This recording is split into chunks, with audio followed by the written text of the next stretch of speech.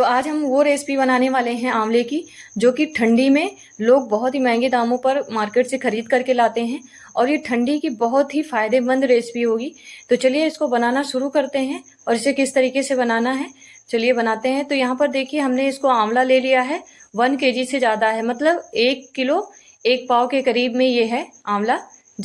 इसको हमने बढ़िया से धुल करके साफ़ कर लिया है, अब इसमें पानी बिल्कुल नहीं है। और यहाँ पर आंवले का सीजन आ चुका है, तो आप आंवला मार्केट में अब बहुत ही ईजी तरीके से मिल जा रहा है। तो ये ताज़ा आंवला है, बिल्कुल पेड़ का तोड़ा हुआ। तो यहाँ पर देखिए इसको हम एक स्टीमर में रखेंगे, जिसमें हम फरा वगैरह बनाते हैं, नॉर्मल सभी के घर में मिल जाता है। तो इसी में हम रख देंगे और एक कढ़ाई में हम पानी डालेंगे, साथ में हम रखेंगे जाल जो स्टीम करने वाला होता है। और उसके बाद यहाँ पर हम स्टीमर को उठा करके इसमें रख देंगे और इसको ढक देंगे। तो यहाँ पर 35 से 40 मिनट के लिए इसको हम छोड़ देंगे मीडियम आंच पे और ये स्टीम हो जाएगा। अब यहाँ पर जब तक ये स्टीम होगा हम कुछ मसाले यहाँ पर ऐड कर लेते हैं। तो देखिए यहाँ पर सबसे पहले हमने ले लिया है इलायची 4 टुकड़े, और उसके बाद यहाँ पर 1 टेबल स्पून हमने भर के काली मिर्च ले लिया है, और यहाँ पर 1 टेबल स्पून हमने लौंग ले लिया है, और यहाँ पर पिपली जिसको इंडियन लौंग पेपर भी बोलते हैं उसको भी ले लिया है हमने 7 से 8 कली। और उसके बाद 3 से 4 तेज पत्ते ले लिए हैं बढ़िया से धुल करके साफ करके। और यहाँ पर हमने 2 से 3 ले लिया है दालचीनी के टुकड़े। तो यहाँ पर आपके पास 2 ऑप्शन है, या फिर आप जावित्री डाल सकते हैं या फिर आप यहाँ पर दालचीनी के टुकड़े को ऐड कर सकते हैं। तो दोनों में से एक ही लीजिएगा, ये देखिए। तो चलिए अब यहाँ पर इसको हम थोड़ा सा रोस्ट करते हैं। साथ में हम यहाँ पर डालेंगे 1 टेबल स्पून के जितना सौंफ। तो वहाँ पर हम पैन में इसको डालते हैं और इसे मुझे 1 मिनट तक रोस्ट कर लेना है। बहुत ज़्यादा रोस्ट करने की ज़रूरत नहीं है, बस थोड़ा सा हमें रोस्ट करना, मतलब इसको गर्म करना है। और ध्यान से यहाँ पर जो इंडियन लॉन्ग पेपर जिसको पिपली बोलते हैं उसको आप ज़्यादा मात्रा में बिल्कुल मत डालिएगा, क्योंकि काफ़ी ज़्यादा कड़वा होता है और इसलिए इसको यहाँ पर बिल्कुल भी ऐड मत करिएगा। अब 1.5 टेबल के स्पून के जितना हमने यहाँ पर सौंफ ऐड किया है। तो यहाँ पर लौंग जो होता है हमारा खांसी जुकाम में काफ़ी फ़ायदेमंद होता है, और साथ में जो इलायची ले लिया है वो सभी मतलब फ्लेवर और टेस्ट को मसालों के बैलेंस करेगा और अच्छा एक फ्लेवर लाएगा। इसलिए यहाँ पर हमने 6 कली यहाँ पर इलायची का रखा था, 4 आपको दिखाया था, 2 हमने मुझे लगा कि कम है तो मैंने 2 और डाला था। और उसके बाद इसको हम रोस्ट कर लेंगे। तो ये पिपली वगैरह का जो है क्वांटिटी आप बिल्कुल भी ज़्यादा मत करिएगा, क्योंकि ये बहुत ही ज़्यादा हार्ड होता है और ये फिर बच्चे फिर खा नहीं पाएंगे। तो यहाँ पर हम अपने बच्चों के लिए बना रहे हैं, तो इसलिए बहुत ज़्यादा मसालों का यूज नहीं कर रहे हैं। अगर आप न्यू मॉम्स या फिर बड़े लोगों के लिए बना रहे हो तो आप यहाँ पर अश्वगंधा या शतावरी वगैरह का भी यूज किया जा सकता है, यहाँ पर वो भी काफ़ी कारगर होता है। तो चलिए यहाँ पर देखिए हमारे मसाले जो हैं भुन गए हैं। अब इसको हम किसी प्लेट में निकाल लेंगे और ठंडा होने का वेट करेंगे। जब ये ठंडा हो जाएगा तो मिक्सी में ग्राइंड करके एक इसका बढ़िया सा फाइन सा पाउडर बनाएंगे। अब मसाला जब तक यहाँ पर ठंडा होगा तब तक हम कुछ और काम कर लेते हैं। तो देखिए यहाँ पर हमने हल्दी ले लिया है, तुलसी के पत्ते ले लिए हैं ढेर सारे, पान ले लिया है और मसालों को ठंडा करने के लिए साइड में हमने रख दिया है। अब यहाँ पर अदरक ले लिया है। तो इन सबको अच्छे से मैंने धुल लिया है और धुलने के बाद इनमें जो गंदगी थी उसको मैंने बाहर कर लिया है और यहाँ पर इसकी हम कटिंग कर लेते हैं। तो देखिए हल्दी हमने यहाँ पर ढेर सारी ली है ना, तो ढेर सारी हल्दी का यूज हमें नहीं करना है, हमें ज़रूरत के अनुसार करना है। अभी हम आपको दिखाते हैं हमें कितनी करनी है। तो ये बिल्कुल ताज़ी हल्दी है खेत की, मैंने तुरंत ही खुदवाया था, तो हमारे यहाँ बगल में लगा हुआ है हल्दी, तो वहीं से मैंने इसको ले लिया था। और बहुत ही अच्छा हल्दी हमारे शरीर के लिए बहुत ही ज़्यादा अच्छा होता है, मतलब कि इम्यूनिटी बूस्ट करता है। मतलब इसके कितने गुण हैं क्या ही बताया जाए, और ये बिल्कुल ताज़ी हल्दी है। तो अब हमने यहाँ पर जो अदरक था उसको बारीक बारीक चॉप कर लिया है। तो ध्यान रखिएगा जब आप अदरक लीजिएगा ना, तो फिर जो बिल्कुल सॉफ्ट गांठ होती है ना वो वाली लीजिएगा, जिसमें रेशे वगैरह नहीं रहते हैं। यदि आपके पास वो वाली नहीं मिल पाई है तो आप किनारे किनारे के जितने सॉफ्ट पोर्शन है उसको निकाल लीजिएगा और रेशे वाले पोर्शन को आप बिल्कुल छोड़ दीजिएगा, क्योंकि उसमें खाने में जब रेशे आते हैं ना तो फिर अच्छा नहीं लगता। अब यहाँ पर हल्दी को भी बारीक बारीक चॉप कर लेंगे, इसी तरीके से जिस तरीके से हमने हल्दी अदरक को चॉप किया था ना, सेम उसी तरीके से हम यहाँ पर हल्दी को भी चॉप करेंगे। तो चलिए इसको भी बारीक बारीक से कट कर लेते हैं। तो चलिए हमने यहाँ पर 4 से 5 कली हल्दी को कट कर लिया है। और हल्दी वगैरह ये बहुत ही ज़्यादा फ़ायदेमंद होता है। अदरक जो है खांसी जुकाम के लिए बहुत ही फ़ायदेमंद होता है, और तुलसी हमारा बहुत ही ज़्यादा कारगर होता है किसी भी रेसिपी में। जैसे कि हम सर्दी और खांसी के लिए कोई रेसिपी बना रहे हैं तो उसमें बहुत ही ज़्यादा ये फ़ायदेमंद होता है। तो देखिए यहाँ पर 2 प्रकार की तुलसियाँ होती हैं, एक श्यामा तुलसी होती है और एक ग्रीन कलर की होती है। तो यहाँ पर श्यामा वाली तुलसी थोड़ी सी सांवली होती है, मतलब पतली, थोड़ी सी काली पत्तियाँ होती हैं उसकी, तो मैंने वही लिया है क्योंकि मेरे घर में वही है। और ढेर सारी तुलसी के पौधे लगे हुए हैं। अब यहाँ पर हमने देखिए 2 पान के पत्ते ले लिए हैं। तो यहाँ पर पान के पत्ते मार्केट में बहुत ही ईजी तरीके से मिल जाते हैं, तो इसको भी ले लिया है मैंने। अब चलिए चलते हैं नेक्स्ट प्रोसेस पे। तो अब उधर हमारा मसाला जो है बिल्कुल रेडी हो चुका है पीसने के लिए, क्योंकि ये बहुत ही अच्छे से ठंडा हो गया है। तो चलिए इसका जार का ढक्कन लगाते हैं और इसका एक फाइन सा पेस्ट बनाते हैं। बिल्कुल भी दरदरा पीसने की कोशिश ना करिएगा, जब भी इसको पीसिएगा बिल्कुल बिल्कुल फाइन पीसिएगा, और तब तक इसको पीसिएगा जब तक ये फाइन ना हो जाए। अगर ये फाइन नहीं होता मतलब कि, तो आप इसको छलनी से छान लीजिएगा, नहीं तो इसके टुकड़े आएंगे मुंह में, फिर आपको बहुत खराब लगेगा खाने में। तो चलिए यहाँ पर इसको मैंने बिल्कुल फाइन सा पेस्ट मतलब बना करके पीस लिया है। अब हम चलते हैं नेक्स्ट प्रोसेस पे। अब जिसमें हमने मसाले को पीसा था उसको ट्रांसफर कर लिया किसी दूसरे प्लेट में, और अब इसी में हम इसका पेस्ट बना लेते हैं। तो यहाँ पर पान के पत्तों को डाल लेंगे, और ढेर सारे हमने यहाँ पर तुलसी के पत्ते लिया है। इसमें बहुत ही औषधीय गुण पाए जाते हैं, जो कि हमारे शरीर के लिए बहुत ही ज़्यादा फायदेमंद होते हैं। हार्ट वगैरह के लिए बहुत ही ज़्यादा फायदेमंद होता है। तो तुलसी के पत्ते को जरूर आप ऐड करिएगा, आसानी से मिल भी जाता है हर जगह ये। अब यहाँ पर जो हल्दी के टुकड़े और अदरक के टुकड़े थे हमारे, उसको भी इसमें हम ट्रांसफर करेंगे, और इसका भी एक बहुत ही फाइन सा पेस्ट बना करके तैयार करेंगे। मतलब इसमें भी टुकड़े नहीं रहने चाहिए, एकदम फाइन सा पेस्ट होना चाहिए। देखिए यहाँ पर हमने इसको पीस करके तैयार कर लिया है, आपको दिखाते हैं। ये देखिए बिल्कुल फाइन सा पेस्ट बना लिया है, बिल्कुल भी दरदरा नहीं है ये। अब हम यहाँ पर क्या करेंगे कि 1 कटोरी के लगभग हम यहाँ पर खजूर डालेंगे। तो खजूर का बीज हमने निकाल करके अलग कर दिया है, और यहाँ पर ये खजूर ले लेंगे। काफ़ी मीठा खजूर है कीमिया गोल्ड का, तो इस तरीके से इसमें हम इसको ऐड कर लेंगे। आप यहाँ पर, आपके पास 2 ऑप्शन है, आप यहाँ पर किशमिश ऐड कर सकते हैं, अंजीर ऐड कर सकते हैं, या फिर आप खजूर ऐड कर सकते हैं।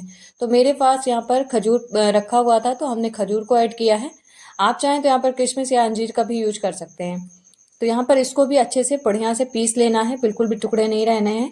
अब देखिए ये यहाँ पर हमारा पीस करके तैयार हो गया। तो आपको कलर भी चेंज लग रहा होगा, तो घबराने की जरूरत नहीं है। पीसने के बाद ना ये लास्ट में ऐसा ही हो जाता है। अब इसको ना साइड में रखेंगे, और हमारा जो स्टीम किया हुआ आंवला था हमने रखा था, वो हमारा अच्छे से स्टीम हो चुका है और ठंडा भी हो गया है। इन सब कार्यों को करते करते हमने यहाँ पर आंवले को अच्छे से स्टीम कर लिया है। तो आपको बहुत ज़्यादा स्टीम करने की जरूरत नहीं, बस आप इतनी देर तक स्टीम करिएगा कि आपके बीज आसानी से निकल जाएं।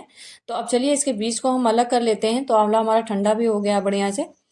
अब यहाँ पर इसकी कलियां कलियां अलग हो जा रही हैं, सारे बीज को हम इसमें निकाल लिए हैं। और निकालने के बाद अब हम इसको भी एक अच्छा सा पेस्ट बनाएंगे। तो एक मिक्सी का जार लेंगे और उसमें इसको ट्रांसफ़र करेंगे, और इसका भी एक बारीक सा पेस्ट बनाएंगे। बिल्कुल इसमें भी टुकड़े नहीं होने चाहिए, अच्छे से इसको पीस लेना है हमें। तो चलिए इसको हम पीस करके रेडी करते हैं। तो हमने यहाँ पर आंवले को रख लिया है, अब यहाँ पर इसको पीस कर तैयार करते हैं। तो देखिए यहाँ पर इसको हमने पीस लिया है। आप 1-2 बार देख लीजिएगा चला करके, इसमें टुकड़े बिल्कुल भी नहीं रहने चाहिए। बहुत ही अच्छे तरीके से इसका फाइन पेस्ट बनाना है इस तरीके से। तो चलिए इसको एक बर्तन में तैयार करते हैं। बचे हुए आंवले को इसी तरीके से पीस करके तैयार करते हैं।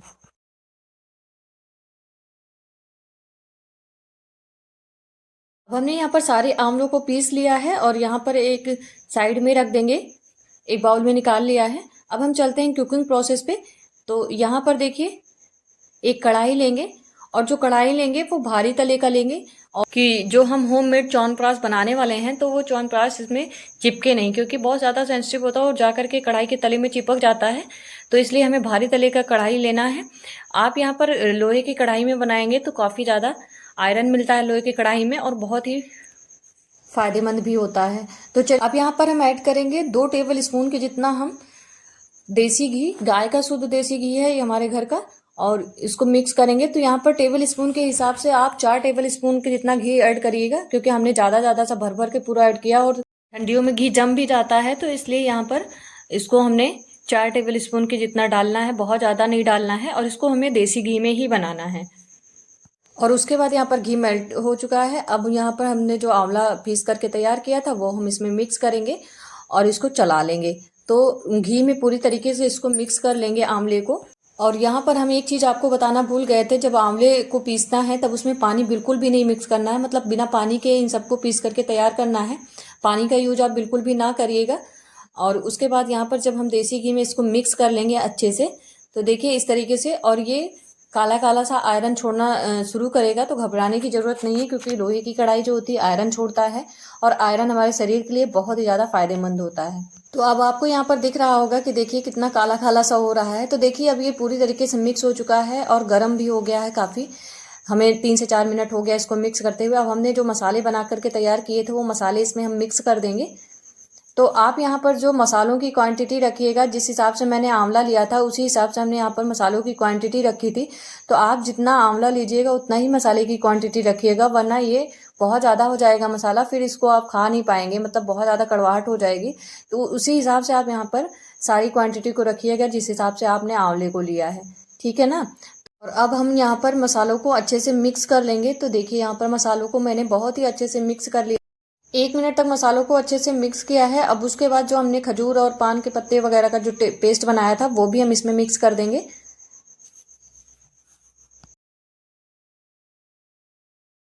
और मिक्स करने के बाद इसको बढ़िया से हम इसमें चला लेंगे, अच्छे से इसको हम चलाएंगे और 2 से 3 मिनट तक इसको लगातार हम ऐसे। और ध्यान रखने की बात यहाँ पर ये है कि शुरू से लेकर लास्ट तक हमें इसके जो आँच जो फ्लेम है इसका बिल्कुल स्लो रखना है, मतलब धीमी आंच पर इसको हमें पकाना है, बिल्कुल भी तेज नहीं करना है यहाँ पर आंच को, नहीं तो ये तले में जाकर चिपक जाएगा और फिर आपका जो च्यवनप्राश की रेसिपी है वो ख़राब हो जाएगी। तो इसलिए हमने यहाँ पर इतने ढेर सारे औषधियों का यूज किया है, इतने फायदेमंद तरीके से हम इसको बना रहे हैं। तो बिल्कुल भी आप इसको धीमे धीमे आंच पर ही पकाइएगा, क्योंकि ये धीमे ही आंच पर बनाया जाता है। और इसको हम बढ़िया से मिक्स करेंगे। तो घर पर आंवला मंगाइए और आंवला को मंगा करके इस तरीके से घर पे च्यवनप्राश बना करके रेडी कर लीजिए। मार्केट से क्यों ही मंगाना जब घर में बनाया जा सकता है बिल्कुल शुद्ध तरीके से। इसको बना करके आप काफ़ी टाइम के लिए स्टोर कर सकते हैं और अपने बच्चों को खिला सकते हैं। तो हम यहाँ पर बच्चे भी खाएं इसलिए यहाँ पर बहुत ज़्यादा कड़वे सामानों का यूज नहीं किया है। अश्वगंधा और शतावरी वगैरह का यूज बिल्कुल भी हमने नहीं किया है। और यहाँ पर देखिए गुड़ मिक्स करेंगे अब हम। तो गुड़ की क्वांटिटी हम आपको बता देते हैं, जितना हमारा आंवला रहेगा ना उसका आधा हमारा गुड़ रहेगा।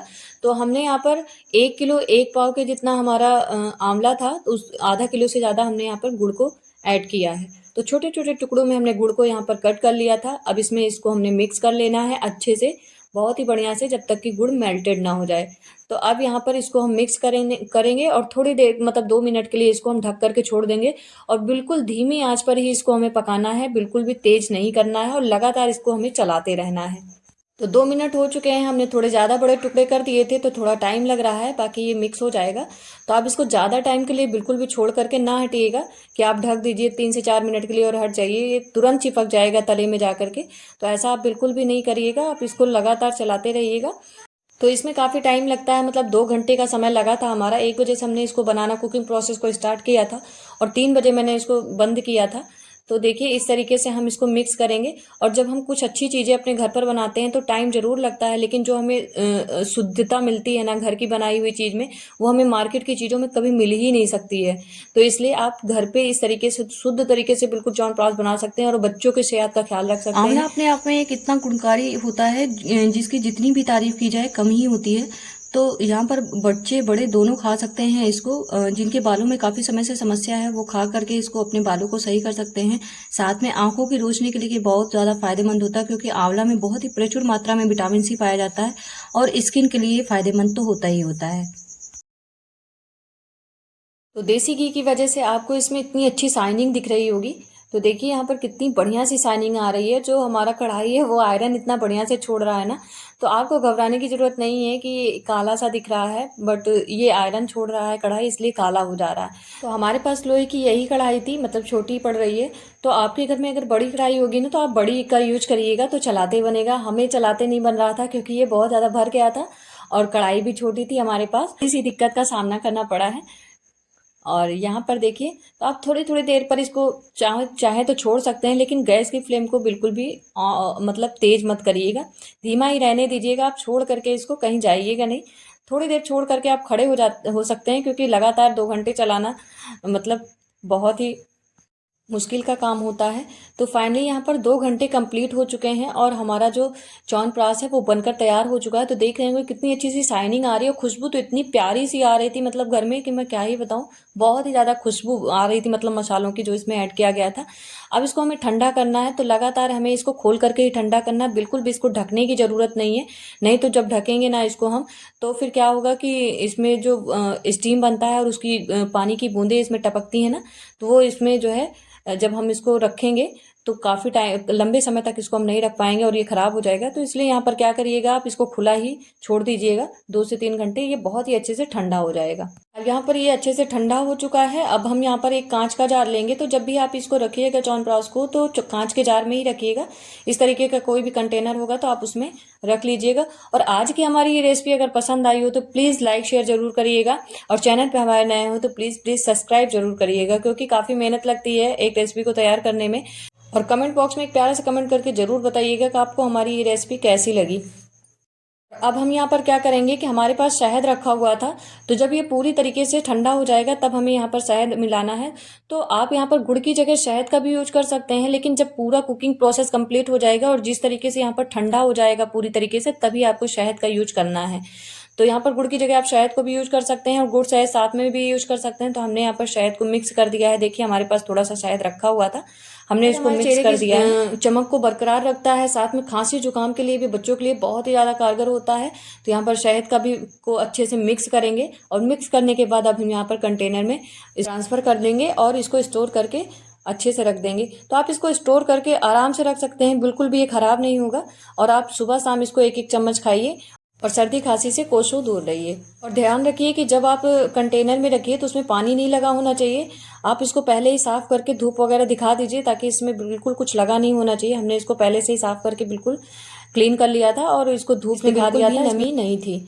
तो यहाँ पर जो हमने बनाया था च्यवनप्राश, वो बहुत ही ज़्यादा टेस्टी था, खाने में सेहतमंद था। और यहाँ पर हमने जो कंटेनर लिया था वो बिल्कुल भर के था, इससे ज़्यादा कम नहीं था, पूरा भर गया था ये अच्छे से। अब देखिए यहाँ पर इसको बंद करके आप कहीं पर भी रख दीजिए, आपका जो च्यवनप्राश है वो बिल्कुल ख़राब नहीं होगा। तो च्यवनप्राश का एंजॉय करिए और हमारी वीडियो को ज़्यादा से ज़्यादा लाइक शेयर करिए, साथ में हमें सपोर्ट करिए। और चलिए मिलते हैं आपको एक ऐसी ही वीडियो के साथ। तब तक के लिए bye bye and thank you for watching.